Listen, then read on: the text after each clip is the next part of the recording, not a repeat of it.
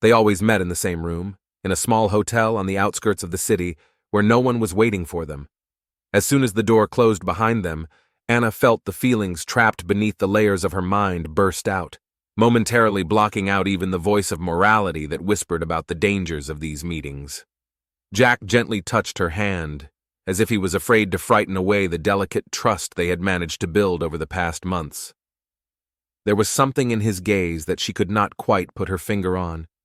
Sometimes his eyes became distant, like those of a man who was used to trusting only himself. Anna was no longer a young girl, but this detachment fascinated her. She touched his face, trying to find a hint of the warmth she longed for in those young features, although at times she felt a vague sense of anxiety. "What is it about you that is so special?" she whispered, almost without realizing she was saying it out loud. Jack smiled a little, evading the question. He silently took her hand, guiding her to a chair by the window. She liked feeling weak around him, even though it went against all her principles. The thought that her relationship with a 20-year-old student could be judged sent a cold shiver down her spine. But when Jack hugged her, all her fears disappeared. She lived in those moments, felt younger, more alive, as if she were once again that young girl who believed in romantic love. "You should trust me more, Anna," Jack suddenly whispered, turning away from the window. His gaze was serious again, almost stern. He was staring at her so intently that she felt uncomfortable for a moment. Anna smiled, trying to distract him from this disturbing moment. She looked away, but the feel of his arms tightly around her made her heart beat faster. Their closeness gave her a sense of escape from the everyday, of freedom and forbidden sweetness. "Trust," she repeated, letting herself get lost in that brief pause. "But what are you hiding from me, Jack? You seem so alien sometimes." "Don't worry," he interrupted gently. "I would never do anything to hurt you." Anna was relieved for a moment, although she couldn't help but feel that these words hid something more. Her common sense screamed at her to stop, to walk away, to think about the consequences, but as Jack held her close, everything seemed so unimportant, even her fear. She allowed herself to dissolve in this embrace, in oblivion, not knowing that this was just the beginning of a dangerous game that would one day get out of control. Forgetting about everything, they spent the night together, and when the sun began to sneak through the curtains, Anna didn't want to leave. She knew that in the morning she would have to turn back into a serious literature teacher, and their romance would be just another locked-in memory. But at that moment, she was ready to forget about everything except this forbidden feeling that enveloped her like a cobweb. Waking up from her light movement, Jack opened his eyes and held her gaze. "I don't want you to belong to anyone else," he said suddenly, almost abruptly. His words were both seductive and alarming. Anna couldn't help but feel that way. She liked his jealousy, but something about it reminded her of Jack's hidden dark side that she couldn't ignore. They sat in silence, looking at the morning light outside the window, when Anna felt that today's meeting had left an inexplicable, disturbing mark on her soul. She realized that she had no right to be so enthusiastic, but she couldn't do otherwise. The relationship that had so quickly captured her was beginning to remind her of a trap, although she was willing to continue to pretend that everything was normal. The small town in Oregon where the university was located had never been known for its special events. The weather here was mostly gray, and mornings were often covered in fog, giving everything a touch of brooding and melancholy. For literature teacher Anna Miller, these places have been home for many years. She chose this particular university to escape the bustling cities and focus on teaching, devoting her life to students and literature. Anna was known for her strict but fair teaching style. She always kept her distance from her students, and it seemed that no one knew who she really was. Outside of the classroom, her life was simple and predictable. She had never been married or had children, and all her relationships were short-lived and lacked depth. It seemed that the only passion in her life was books, her favorite poems that she quoted during lectures, and the world of literary heroes. However, this subdued passion always led her to think about true, inevitable love, which she never found. Among the many students, she noticed Jack Wilson. Tall, with dark hair and thoughtful eyes, he sat in the back row and rarely spoke up in class. Anna was impressed by his work, which was characterized by depth and complexity. He wrote about topics that were surprisingly appropriate for his age, dealing with loss, loneliness, and hidden pain. Something about him aroused her curiosity, but at the same time caused anxiety. Jack Wilson was a transfer student who had come here from another college. He did not stand out among his peers, did not make many friends, and always kept to himself. The university was more of a hiding place than an opportunity for him. His family life was difficult. His mother left him when he was 12, and he stayed with his father, who was more interested in drinking than raising his son. Jack grew up carrying the burden of pain and hatred, but he hid these feelings behind a mask of calm indifference. Only in literature could he find a reflection of his experiences. That's why he was fascinated by Anna. Her ability to delve into the meanings of words and penetrate the essence of complex ideas touched his wounded soul. Their first conversations were professional, short, and familiar. But one day, Anna invited him to stay after the lecture to discuss his latest essay. She was struck by the depth of his thoughts on the romance between mature women and young men, a topic that had unexpectedly touched her own. "This is a very brave piece of work, Jack," she said then, trying to contain her own interest.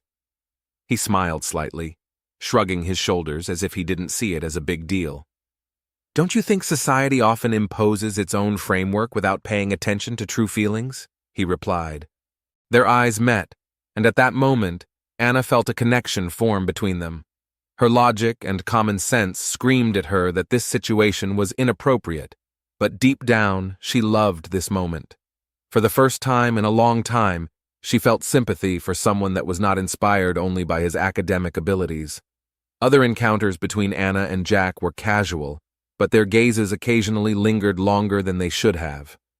Over time, an invisible tension grew between them. Jack would find excuses to talk to her after class, and she would allow herself to listen to his stories, justifying it by caring about his studies. Over time, this game between them became too close. Jack was increasingly hinting at his fascination with mature women, and Anna felt that she was falling into a dangerous trap that she had partly created herself. She couldn't stop herself, though, and found it difficult to suppress the feelings that Jack had awakened in her. Thus, their first real date became a secret that Anna hid from the whole world. She forgot about professional ethics, about the fear of losing her reputation, and even about the future. She lived in the present, those moments when she could be not a teacher, but just a woman, loved and desired. But over time, Jack began to change. His compliments became more jealous, and he began to ask questions about her personal life, going as far as to ask why she didn't have a family. Instead of accepting her answer, he insisted that she should change her life. Anna felt that these conversations were increasingly stressing her out, but she justified it as his youthful impulsiveness. She believed that over time he would change, that their relationship would become mature and harmonious. However, there was an alarming signal in her heart that she could not ignore. She began to have disturbing dreams in which she saw dark waters slowly dragging her away, and Jack stood on the shore and watched in silence. When she woke up, she tried to convince herself that it was just a play of the imagination, born of fear and the forbidden nature of their relationship. One evening, after dinner at a quiet restaurant on the edge of the forest, Jack invited Anna for a walk. They walked along a narrow path that led to a lake surrounded by tall pines, and their every step echoed in the silence. Anna breathed in the cold air, feeling all her worries dissolve, leaving only this moment, his hand tightly clasping her fingers and his voice, soft and gentle. "Sometimes I think you're the breath of air I've been missing," she whispered, smiling and feeling free as never before. Jack just looked at her with a slight smile, but there was a disturbing seriousness in his eyes. "Anna," he suddenly said, "have you ever regretted anything in your life?" This question took her by surprise. She thought about it, looking at the dark surface of the lake. "Of course, I have a lot of unfulfilled dreams and maybe too many rules that I have followed all my life. I was afraid of losing everything I had built, but now, I don't regret anything," she tried to answer easily, but felt the words stuck in her throat. Jack moved closer to her, his embrace becoming stronger. Anna felt a sudden flash of fear as he whispered, "Rules are for those who don't have the courage to live in the present, and you are brave, Anna. I think I know you more than you know yourself." Her heart beat faster, and she looked away, as if she was afraid he would see the anxiety in her eyes. She felt that Jack was opening the door to a new world for her, but it seemed cold and dark. Later, when Anna returned home, she tried to calm down, but something about the walk alarmed her. She remembered his words and felt that they had left a mark on her, like an invisible scar. But her thoughts were interrupted by a phone call. It was Jack. "I'm sorry if I scared you." His voice was warm as usual. "Maybe I've been thinking about us too much." Anna wanted to say that there was no need to apologize, that everything was fine. But instead, she sounded reserved. "It's just that sometimes it feels like we're playing a game and I don't always understand the rules, Jack." He laughed, but it was dry, almost cold. "Maybe you don't need to understand them, Anna. The important thing is to feel them." These words disappointed her, but they also fascinated her. It began to scare her that she was ready to follow him without asking where they were going.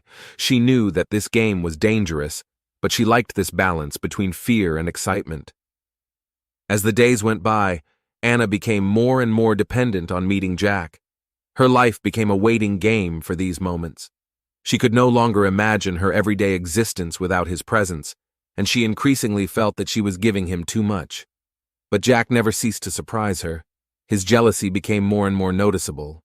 He often asked about her past relationships, work, friends, and when she answered, his gaze became colder. Once he made a scene in a cafe when she greeted a colleague who happened to be passing by. After that, Jack was silent the whole evening, and when they were alone, he only said, "I don't want you to be with anyone else but me, and that includes anyone who tries to distract you from me." Anna took this as a sign of jealousy, but there was something more to his words. It was as if he considered her his trophy, his personal property, and any interference in their relationship was a challenge for him. Her anxiety grew, but she consoled herself with the thought that Jack was just young and hot-tempered. "He just needs to learn to control his emotions," she thought, not even realizing how much this self-deception was pulling her deeper into it. Each new meeting with him was both a pleasure and anxiety that gradually ate into her heart. He talked about escaping from all this, about a new life somewhere far away, and sometimes it seemed to Anna that he was seriously planning it. He asked questions about her finances, how much she had in savings, whether she had any relatives who could support her. These conversations made her think, and although she never gave him direct answers, she began to feel uncomfortable. Their romance became a dangerous dance, where each step brought her closer to a line she didn't want to cross. She increasingly found herself thinking that she had lost control and that her life now belonged more to Jack than to herself. One evening, when they were saying goodbye after another meeting, Jack whispered in her ear, "Remember, you are mine, and I will never let you belong to anyone else." These words stayed with her like a shadow that would not disappear. She returned home, feeling that she was looking into an abyss from which it would be impossible to get out. She thought she still had time to stop, but each step she took brought her closer to the moment when there would be no turning back. Their meetings became more frequent and intense.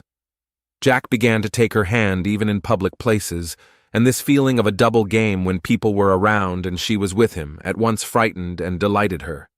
But she felt that she was taking more and more risks. One day, after another meeting in a hotel room, Jack began to ask her the questions that had been bothering her again. "What if you could quit your job and leave here? Would you do that for me?" he asked, looking at her closely. Anna thought for a moment. This question made her think about what this relationship meant to her and what she was willing to do for it. "I don't know, Jack," she finally admitted. "I love my job, but sometimes you have to make sacrifices to get something real." His gaze became hard, and at that moment she thought he was trying to break her will. These words made her think. Perhaps he was right, but at the same time, she felt like he was trying to control her. Recently, Jack had started talking more and more about running away, about leaving everything behind and starting a new life. He often asked about her savings, hinting that they could go somewhere far away and start from scratch. Anna would look at him and feel something cold grip her heart.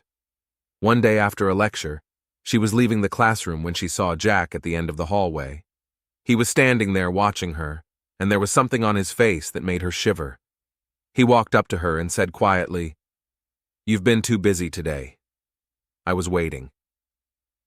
Anna felt a wave of irritation rise inside her. She stopped and looked him in the eye.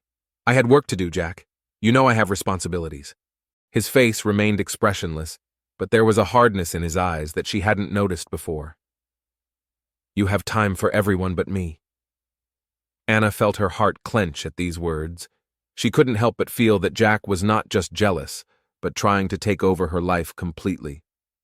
That evening, when they met again in the hotel room, he no longer held back. He talked about his disappointment in people, how he was tired of everyone around him, and how she was the only person who mattered to him. He said this in a tone that bordered on threatening. "You know, sometimes I think that all these people just prevent you from being happy. They don't deserve your attention," he said, his voice cold, almost alienated. Anna didn't know how to respond. She tried to change the subject, but Jack didn't stop, and hints began to appear in his words that alarmed her. "Imagine how nice it would be to just run away from here, to leave everyone behind," he insisted. Anna realized that this was no longer just talk. He didn't just want to be with her, he wanted to control her life. She got the feeling that he was thinking about her every move and wanted her to become part of his world, even if it meant giving up everything she loved and had built up over the years. Jack, for his part, continued to act confidently. He was so fascinated by Anna that he left her no choice but to obey his wishes. He wanted to be the only one to be with her, feeling that she had become his property. Over the past few weeks, Anna had been increasingly immersed in the closed world of her feelings for Jack. However, one evening when Anna was about to go to their next meeting, she received a message from Jack. The text was short and disturbing. "I'm waiting for you at your house. We need to talk." Anna was embarrassed. He had never dared to come to her house during their relationship. She left the house, feeling her heart beating fast. Jack was standing outside under the streetlights. His face was tense, and from the first seconds of the conversation, she realized that he was angry. "I saw you with another man today," he said, barely able to contain his anger. Anna was confused, not knowing who he was talking about, but then she remembered a chance meeting with a colleague she had met after the lecture. "It was just a colleague, Jack. You know I'm totally focused on us," she replied, trying to reassure him. But Jack wasn't going to listen. His eyes grew cold, almost alienated, as he moved even closer to her. "You're mine, Anna. I don't like it when you spend time with other people. If you really love me, you shouldn't have anyone else in your life." His voice was quiet, but it held a threat that made her scared. Anna inhaled, trying not to show her fear. She took a step back, looking into his eyes, but there was no longer the gentle boy she had met. Now she was looking at a different man who wanted control and wasn't going to stop at anything. "Jack, you need to understand that I have a life of my own. I love you, but I can't completely isolate myself from the world," she said firmly, trying to defend her boundaries. His face tensed even more. He didn't seem to hear her words, as if they didn't matter to him at all. "I thought you wanted the same thing as me. For it to be just the two of us. Wasn't I enough for you?" His voice became dangerous again, and she felt like she was standing on the edge of a cliff again. Anna realized that this romance had gone too far. She felt a chill run through her skin, and her intuition screamed that she needed to stop. But she knew that simply walking away from Jack would not be easy. She didn't answer, and a heavy silence hung between them. Then Jack suddenly changed his tone, his gaze softer and his voice calmer. "I'm sorry, Anna. I guess I've become too attached to you," he said, gently touching her hand. "I'm just afraid of losing you. You mean more to me than you can ever imagine." His words touched her, and she felt mixed feelings again. Was he really exaggerating? Maybe he was just as scared as she was, just showing it in his own way? She nodded, trying to believe that things would get better. The next morning, Anna returned to the university, but she couldn't concentrate on her lectures. She had a feeling that her life was falling apart, but she didn't know how to break out of this cycle. Later that day, she received a letter from the university administration, an anonymous message accusing her of not following ethical standards because of her relationship with a student. Anna felt the blood freeze in her veins. She couldn't believe that anyone knew about her affair with Jack. She was filled with panic. If it got out, she could lose everything she had worked for years. Her first thought was that it was one of the students who might have spied them together. But she had another suspicion: Jack. Perhaps he had decided to take this step to tie her to him even more. She met with him later that evening, and unable to resist, asked, "Jack, do you know who could have sent that message to the administration?" Her voice trembling, though she tried to remain calm. "What if it was me?" he said quietly. "Then you wouldn't be able to go anywhere else, would you?" Anna felt fear grip her. These words were spoken in a joking tone, but she knew they were true. She suddenly realized that Jack could go as far as she had ever imagined. He had her in his power and seemed to enjoy it. I can't do this, Jack. You're going too far," she whispered, backing away a step. But he came closer, pinning her against the wall, his face as cold as stone. "You wanted this, Anna. I'm just helping you to accept your true desire. You will not run away again." His voice was quiet, almost threatening. Anna felt tangled in the web he had woven around her. Her heart was pounding with fear, but she could not find the strength to break the bond. It seemed to her that any step she took away from him would make him dangerous. Here is the 6th chapter, in which the tension between Anna and Jack reaches a peak, and their conflict comes to a tragic climax. In this chapter, we see Anna trying to free herself from his trap, but circumstances and Jack's obsession eventually lead to her death. Anna woke up in the middle of the night, dreaming of falling into a dark abyss, with Jack standing at the edge, watching her with a cold smile. She could feel her body sinking into something thick and sticky, and waking up was like being pulled out of that nightmare. Her heart was pounding furiously, and her attempts to regain consciousness failed. She realized that these dreams were not just delusions. They were a reflection of her fear, and that fear had become all too real. The next morning, Anna made a decision. She had to stop this novel. She was overcome with the feeling that every step she took with Jack brought her closer to the abyss from which there was no way out.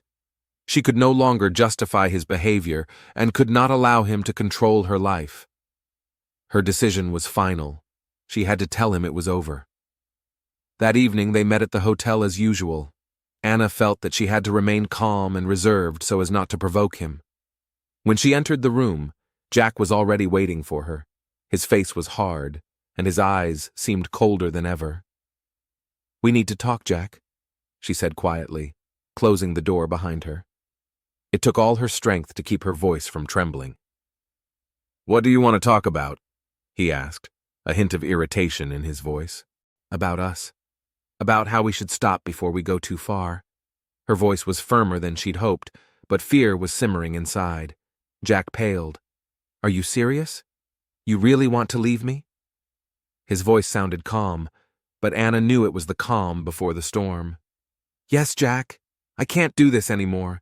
We've both gone too far. I feel like I'm losing myself." Anna tried to remain calm, but she felt him move closer, his eyes never leaving hers. "Losing yourself?" he asked with a bitter smile. Anna did not answer. Her silence made him even angrier. He grabbed her hands, squeezing them so hard that it hurt. "Anna, you are not leaving. I will never let you leave me. You promised that you would be with me, and you have no right to break that promise." His voice rose, and his face became wild. She tried to pull away, but his grip only tightened. It seemed to her that he no longer understood where he was, and was not in control of his actions. "Jack, let me go," she whispered, trying to calm him down. But he didn't hear her words. A wild glint shone in his eyes. Suddenly, he pushed her against the wall, and she hit her head on the wall.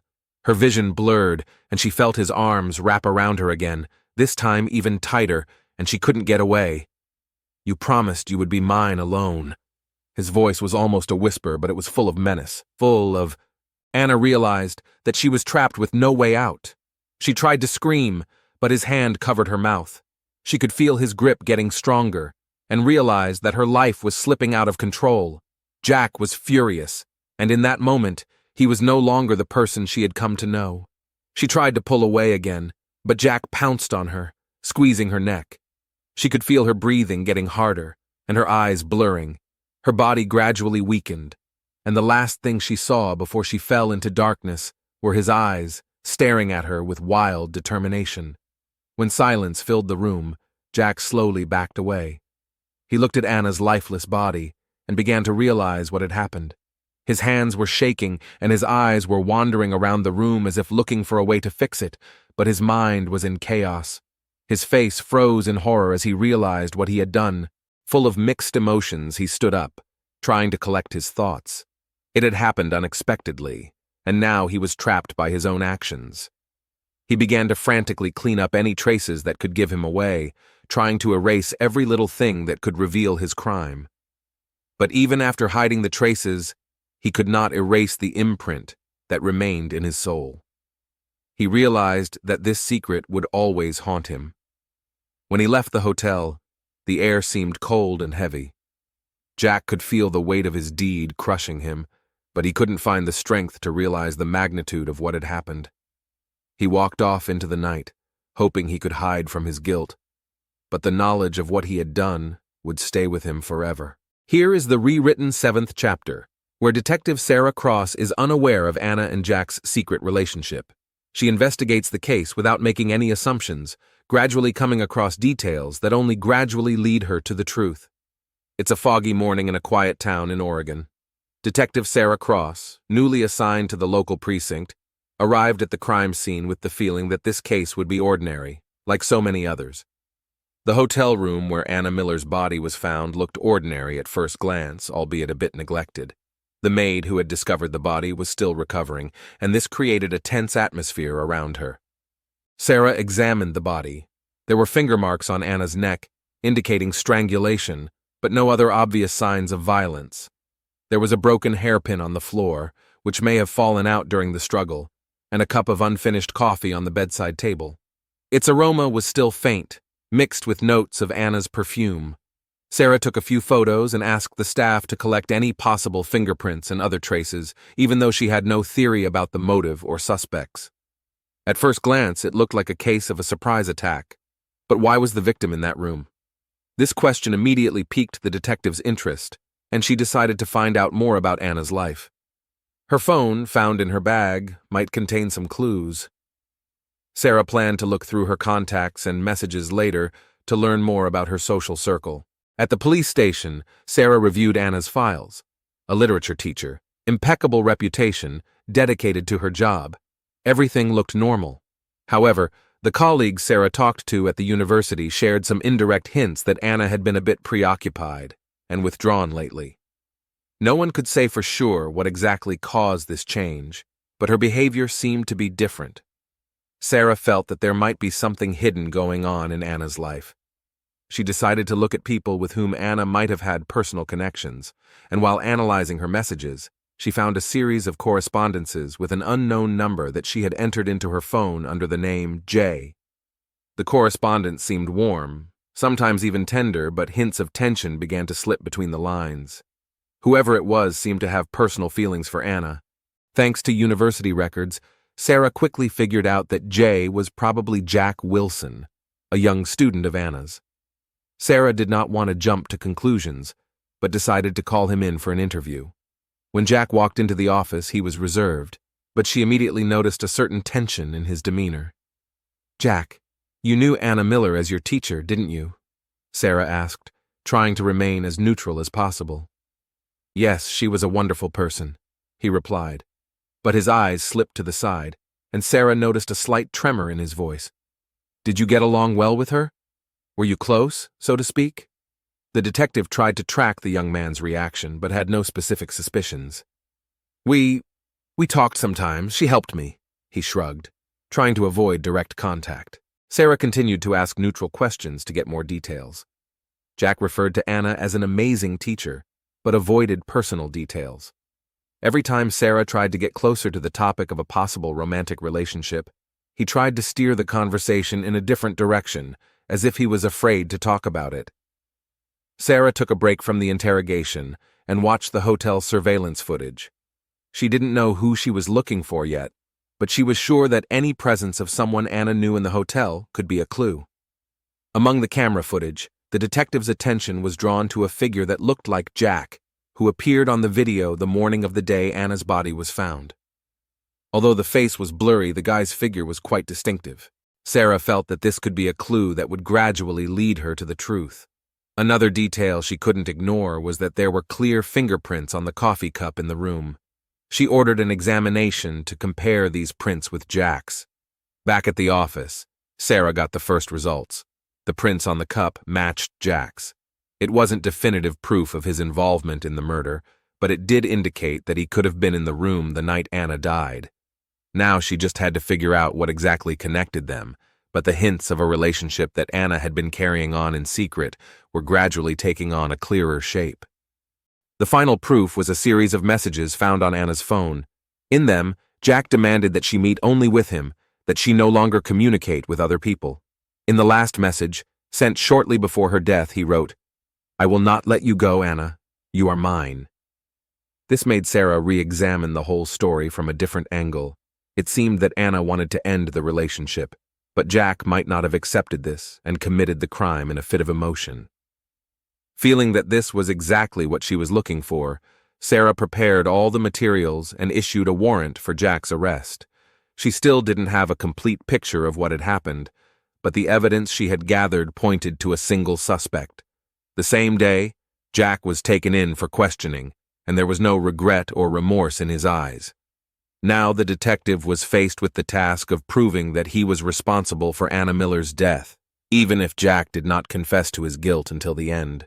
Here is the revised 8th chapter, where the trial focuses on the evidence collected by Detective Sarah Cross. Jack does not confess to his guilt, and it is the evidence that becomes decisive in the trial. Sarah has to prove his guilt, even if he tries to hide the truth. The courtroom was filled with tension that you could almost feel. Jack Wilson was sitting in the dock with his face imperturbable, his eyes fixed on the floor. He pleaded not guilty, despite all the evidence presented by the prosecution. His behavior was alarming to many. Young, calm, and aloof, he seemed to have detached himself from the reality of what had happened. Detective Sarah Cross was sitting across the room, concentrating on her notes.